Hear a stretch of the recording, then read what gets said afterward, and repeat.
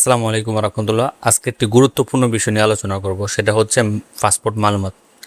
আমরা হয়তো অনেকে জানি কিংবা অনেকে জানি না, সেটা হচ্ছে পাসপোর্ট মালুমাত কি এবং কারা পাসপোর্ট মালুমাত করতে পারবে এবং কারা পাসপোর্ট মালুমাত করতে পারবে না। আমি মুসা আপনাদের সাথে আসি, সহজ ভাষায় সৌদি আরবের সকল তথ্য দেওয়ার চেষ্টা করি।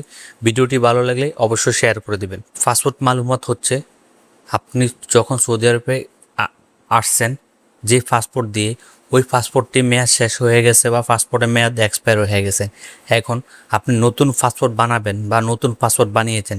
এই নতুন পাসপোর্ট বানানোর পরে সৌদি আরবে যে সরকারি ওয়েবসাইট আছে, যেমন আফসার, কুয়া, ওইখানে সরাসরি পাসপোর্ট মালুমাত করার পরে অটোমেটিকলি অ্যাড হয় না, এটাকে আপনার ম্যানুয়ালি অ্যাড করতে হয়। এই ম্যানুয়ালি অ্যাড করাকে বলে পাসপোর্ট মালুমাত।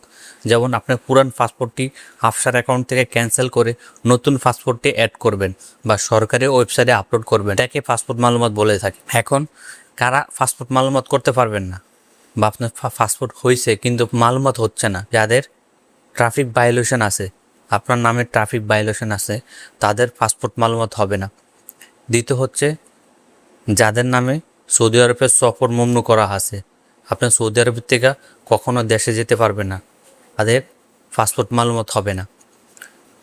তৃতীয়ত যাদের নামে কফিল, খুরুব বা হুরুজ বা টার্মিনেট করে দিচ্ছে, তাদের পাসপোর্ট মালুমাত হবে না।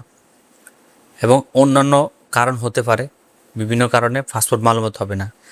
আপনারা ট্রাই করবেন কোনো বক্তব্যের মাধ্যমে বা কোনো এজেন্সির মাধ্যমে বা কোনো ট্রাভেল এজেন্সির মাধ্যমে তাদের সাথে কন্ট্যাক্ট করে আপনার কী সমস্যা কারণে পাসপোর্ট মালুমাত হচ্ছে না সেটা আইডেন্টিফাই চেষ্টা করবেন।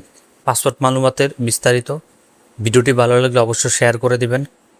সহজ ভাষায় সৌদি আরবের সকল তথ্য দেওয়ার চেষ্টা করি এবং মুসা ইনফো পেজ এবং টিকটক, ইউটিউব চ্যানেলটি সাবস্ক্রাইব এবং ফলো করার জন্য অনুরোধ রইল।